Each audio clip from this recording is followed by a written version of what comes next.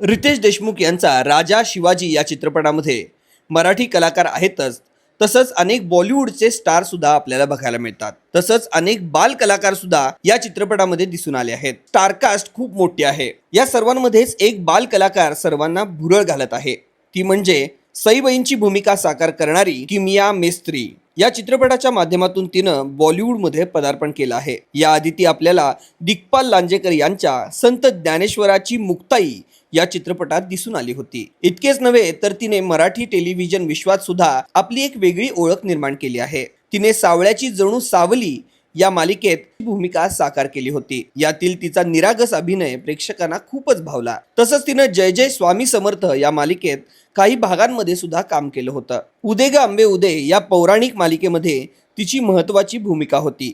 Zee मराठीवरील Kamali या मालिकेत ती दिसून आली होती। किमिया केवळ अभिनेत्री नाही, ती एक उत्तम कथ्थक डान्सर सुद्धा आहे।